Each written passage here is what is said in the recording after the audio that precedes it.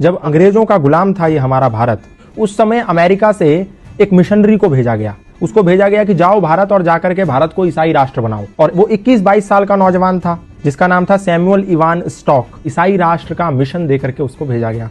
वो भारत आया, भारत में शिमला गया, वहां पर उसने एक तरफ से लोगों को ईसाई बनाना प्रारंभ कर दिया। जब धीरे धीरे काम चलने लगा तो अचानक से हिमाचल में प्लेग की बीमारी फैल गई। जैसे आज कोरोना की बीमारी फैल गई, ठीक उसी प्रकार प्लेग की बीमारी भी छुआछूत की बीमारी थी। लोग अपने परिजनों को छोड़ छोड़ करके भागने लगे। जैसे घर में किसी को प्लेग हो गया तो घर में छोड़ करके चले गए।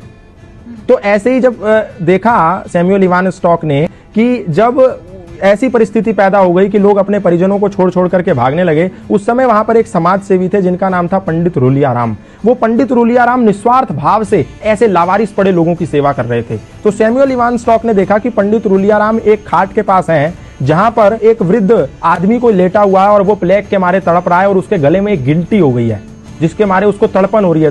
तो पंडित रूलियाराम ने क्या करा, एक कपड़ा लिया, उसकी गर्दन पे रखा और मुंह से उस गिल्टी को निकाल करके उसकी पीड़ा को खत्म कर दिया। उसका मवाद मुंह से निकाला। और जब इस दृश्य को सैमुअल इवान स्टॉक नाम के मिशनरी ने देखा, उसने कहा ये तो सेवा की अत्यंत पराकाष्ठा है, सेवा की उत्कृष्टता है। मैं जो सेवा के नाम पर लोगों को ईसाई बना रहा हूं, ये तो फरेब है, ये तो धोखा है, ये तो फ्रॉडगिरी है, ये तो षड्यंत्र है और ये तो निस्वार्थ सेवा है जहां इनको कुछ नहीं मिलना, ये मर भी सकते हैं, छूने पे लोग मर जा रहे हैं और ये उनकी ऐसी सेवा कर रहा है। उस समय सैमुअल इवान स्टॉक का हृदय परिवर्तन हो गया।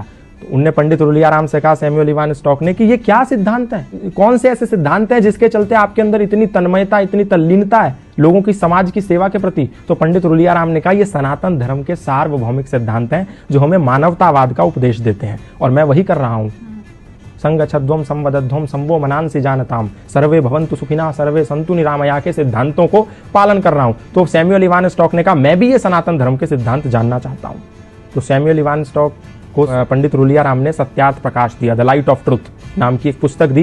बोला तुम ये पढ़ो और तुम्हें सनातन धर्म का पूरा सारांश पता चल जाएगा कि सनातन है क्या। सैमुअल इवान स्टॉक ने उस पुस्तक का अध्ययन किया। अध्ययन करने के बाद ऐसा हृदय परिवर्तन हो गया कि आया तो था वो भारत को ईसाई राष्ट्र बनाने, वो भारत को आजाद कराने की लड़ाई में कूद पड़ा। और जब वो लड़ाई में कूद पड़ा तो अंग्रेजों ने उसको जेल में बंद कर दिया। जेल में बंद कर दिया तो उसकी मुलाकात लाला लाजपत राय से हुई। जेल से निकल के आने के बाद उसने पंडित रूलियाराम से मिला और बोला कि मैं अब सनातन धर्मी बनना चाहता हूं और मैं अपना नाम भी, क्योंकि आपने जो मुझे सत्यार्थ प्रकाश दी थी, द लाइट ऑफ ट्रुथ, उसको पढ़ने के बाद मेरा हृदय सनातन की और श्रद्धा से भर गया है। तो मैं नाम भी अपना उसी सत्यार्थ प्रकाश से अभिप्रेरित होकर रखना चाहता हूं। अपना नाम सत्यानंद रखना चाहता हूं। और वो व्यक्ति सत्यानंद आर्य सन्यासी बन गया और भारत में रहकर के मृत्यु पर्यंत सनातन धर्म का प्रचार करता रहा। आप सोच के देखिए कि एक व्यक्ति जिसको भारत को ईसाई मुल्क बनाने के लिए भेजा गया था, लोगों के साथ छल कपट करके, वो व्यक्ति सनातन धर्म का प्रचारक बन गया। उसने अपनी पत्नी को भी सनातन का प्रचारक बना दिया। अपने घर के एक कोने में यज्ञशाला खोल दी। आज भी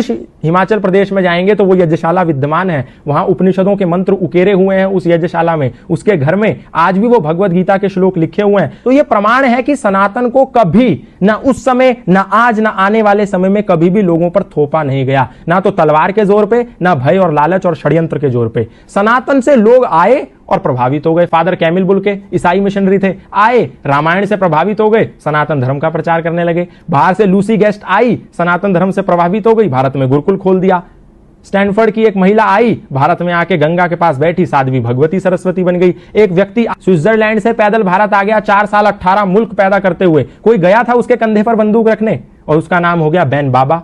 ऐसे बहुत सारे उदाहरण है, मैं बताऊंगा तो समय कम पड़ जाएगा। सनातन को कभी भी किसी पर थोपा नहीं गया। लोग आए, खुद बन गए। मौलाना महबूब अली खुद पंडित महेंद्र पाल आर्य बन गए। खूब सारे मौलाना, मतलब इमाम मस्जिद के, खुद सनातन धर्मी बन गए। हमने किसी को जोर नहीं दिया, किसी को जबरदस्ती नहीं करी, लोग आए और बन गए। तो इसमें हमारी क्या गलती है?